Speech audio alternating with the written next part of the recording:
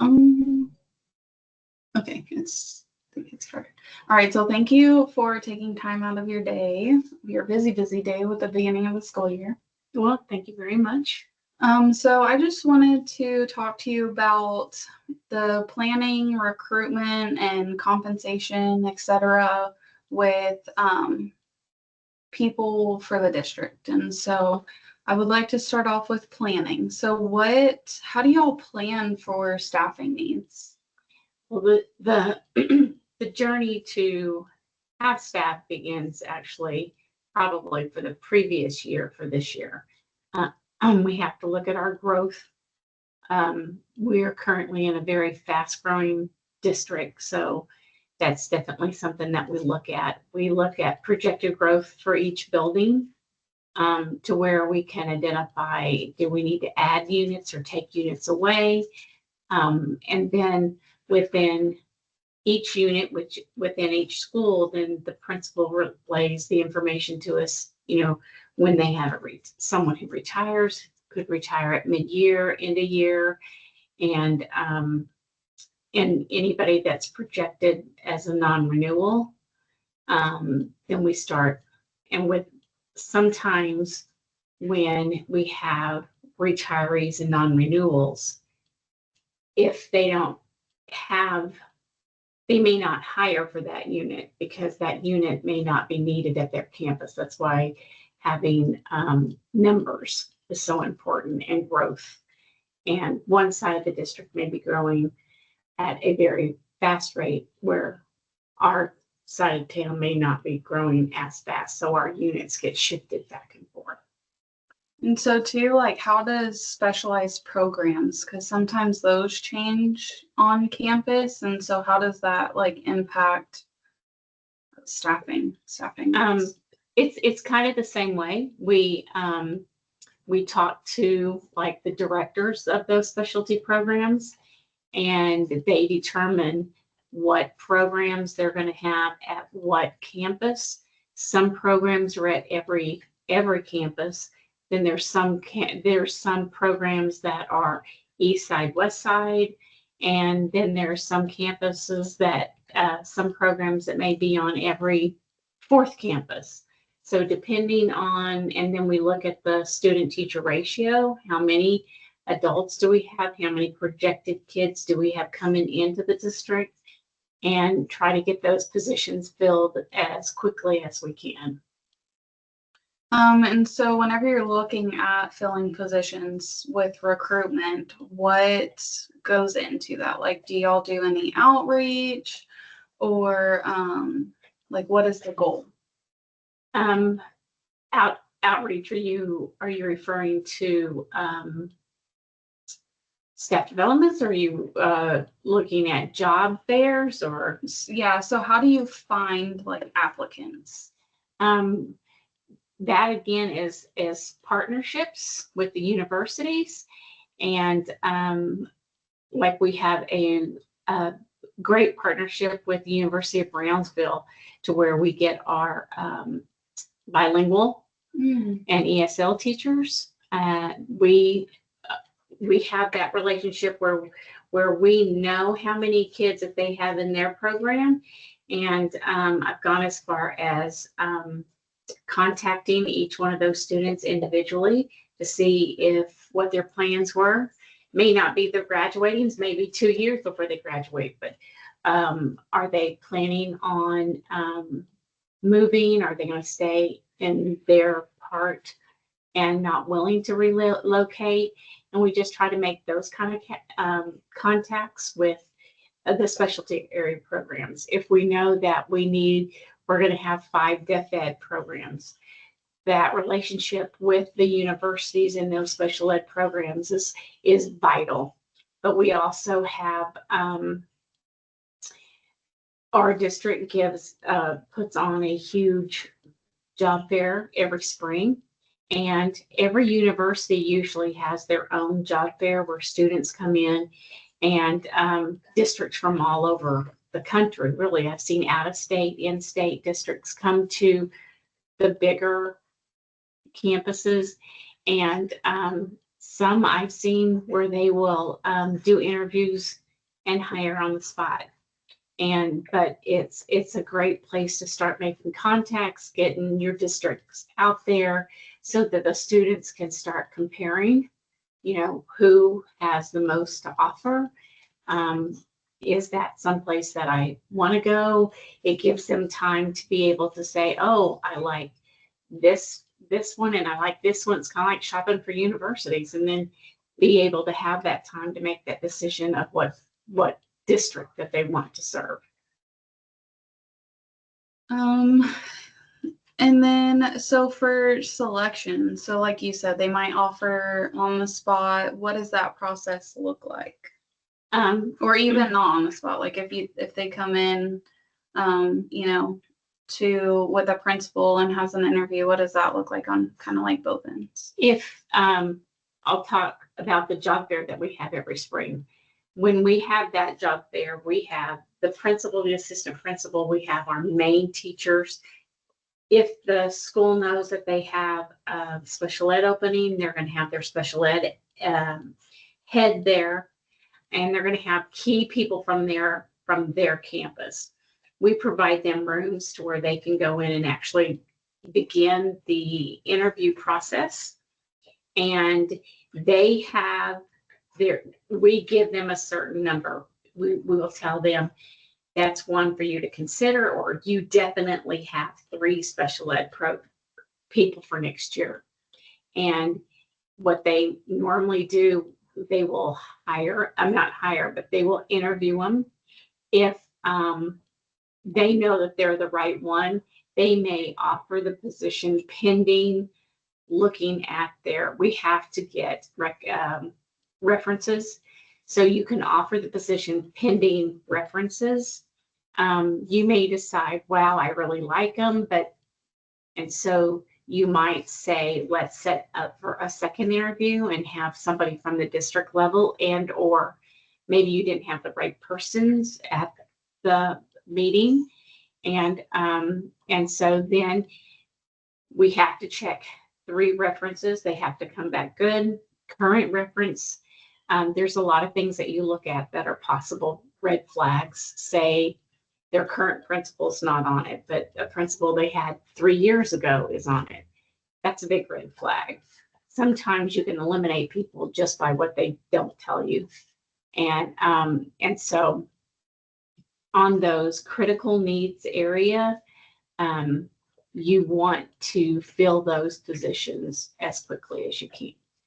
As a building principal, I know that I would want, even way before June, I would want any position filled before. So like I said, it starts way before the school year begins.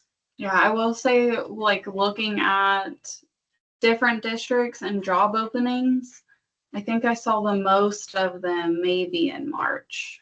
And that was crazy. And then now, even after the date to resign, I didn't see that much. It may have been like 30, but 30 out of our whole district is pretty good. Yeah. And then too, like pretty much most of all of them are filled. And so I found that like really interesting, and trying to, or like having to plan that far in advance for openings is big to think about. And in a way that happens is you interview as many people as you possibly can. I wouldn't just interview 2 or 3 people for a position. I would interview 10 people for a position, to where, yes, it's very time consuming, but when I need to make decisions, I need to have my first, second, third, fourth choice and so on, and that I can draw from instead of starting all over from scratch, because sometimes time is of the essence. And so you can call that person and say, hey, we interviewed in March. I now have approval on the position. Are you still willing to take it?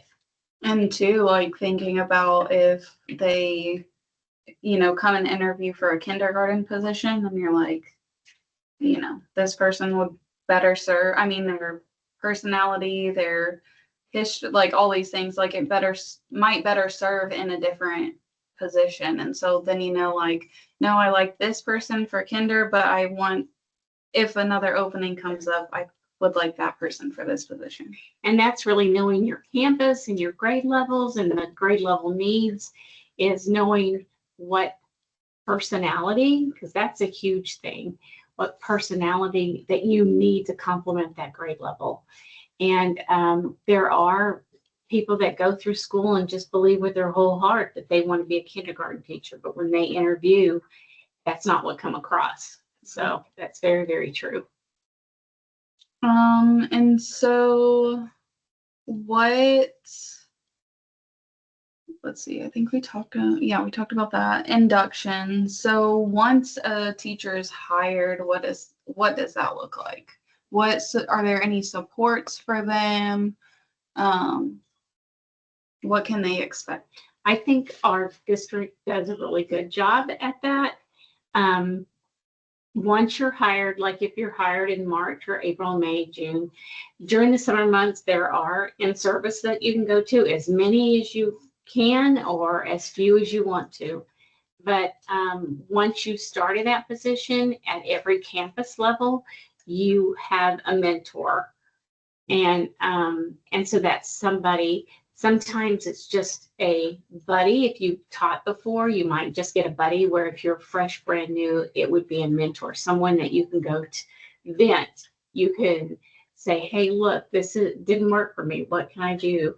You always have your building principals, but we always try to block you up. So if you're third grade reading, we want you with another third grade reading teacher.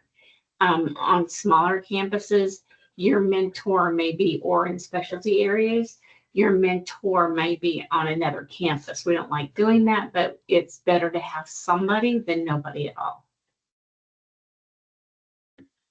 And then for compensation, I know for school districts, that's sore topic right now, but what does compensation look like? I know it's not like a, industrial job where it's, this person gets paid $15 an hour and this person gets paid $20.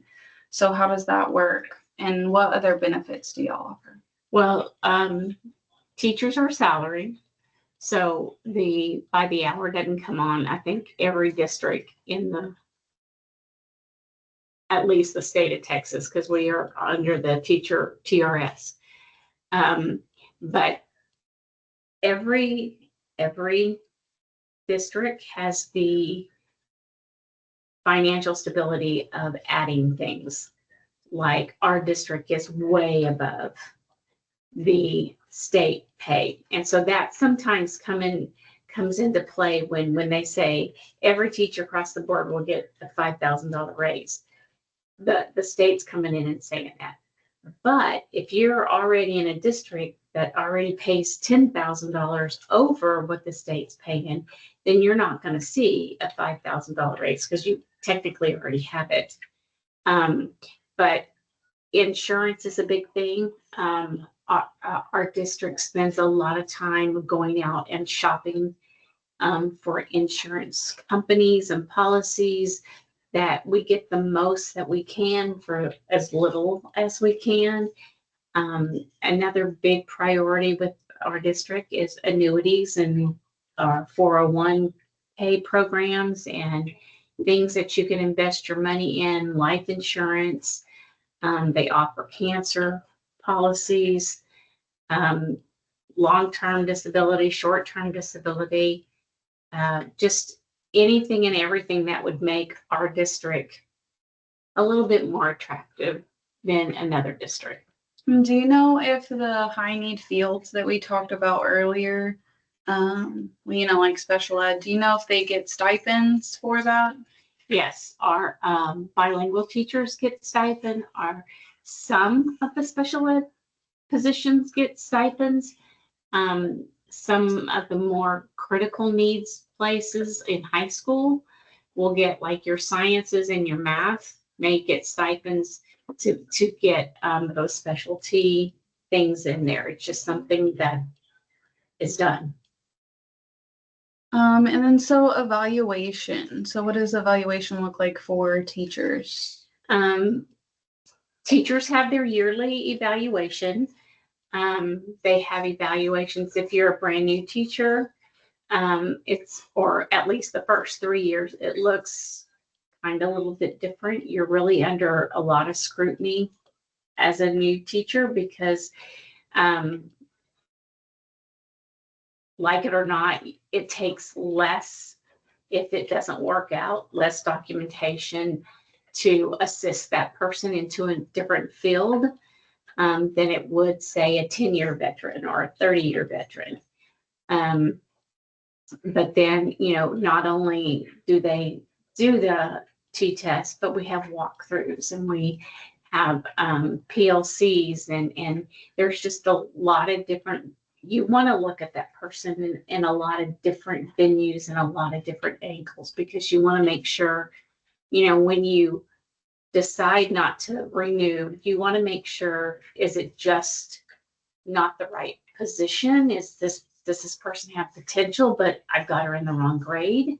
Or is she just in a wrong profession? So there's a lot of decisions that goes into before you have to make a recommendation on the evaluation piece. And then what we kind of discussed, or you kind of brought it up with dismissal. And so we've talked about retirement. We've talked about maybe if they're just not doing great at that position. And then we talked about, I forgot the last one. But so what does the dismissal process look like? Because it will look different for someone you're looking to not renew contracts, and then someone for retirement. And for disciplinary reasons, there's a lot of different things. So it takes into account if it could be immediate termination if it's something that is illegal and there's law involved in it. Before somebody is dismissed disciplinary wise, there has to be a growth plan. There has to be write-ups. There has to be that back and forth. I just can't walk up to somebody and say, you're out of here. It's many conversations between HR and the building principal to make sure. It's HR's job to make sure that the principal has gone through every step to where if it's in litigation, they can come back and say, we did everything to try to make this a workable situation. And then the building principal can only recommend termination. It's the district level that decides, and the board decides if there's enough documentation, if they have done their job accordingly to warrant the termination. So if the principal decides non-renewal or termination and the district doesn't agree, then what happens? Do they move that person, or are they just kind of stuck there? Do they move them if they have a position open at another school, or does that have to be, the employee has to agree with the change? It just depends on the situation. There's not a clear cut, because I have seen where the person, the teacher, has been moved to a completely different position. I've seen them where they have been taken to the same grade level, but at a different campus. It's kind of every situation, and it should be, is unique and different. Overall, if it's what you would say normal situation, you want it to be consistent and the same. If I'm judging you on your position and you're teaching third grade math, I want to continue to see you as a third grade math teacher to see, do I see growth? As things change, do I see something different? Sometimes it is a personality conflict. You just don't like the person, and the person don't like maybe their leadership style is totally different. Yeah. You want to give that person a chance. I mean, they just spent thousands of dollars and 4 years of their life preparing for this job. So you want to give them every opportunity to shine, to be effective, but not at the risk of kids. And so it just looks different depending on the grade level that the person taught. Why is she on? Yeah. Why is she on a growth plan? Has she made progress? Because you have to have checks and balances in place when they're on a growth plan. Did she make any progress at all on that growth plan? And usually if the district level doesn't support the campus level, it's usually because there's a time frame or steps that hasn't been taken or missed, that there just needs to be more time before you recommend or before you approve somebody to be terminated or non-renewed. You want to make sure that no matter what holds up in court, if it would ever go to court. Well, I appreciate your time and explaining all of these things to me. It gives me a good mindset of a principal about everything that goes into, it's not just me saying, yes, I want to hire you, or, someone leaving and then it's not like someone could just walk in, or I have someone in mind, let me go hire them. So I appreciate that. And you sharing the knowledge. Thank you so much. I appreciate it.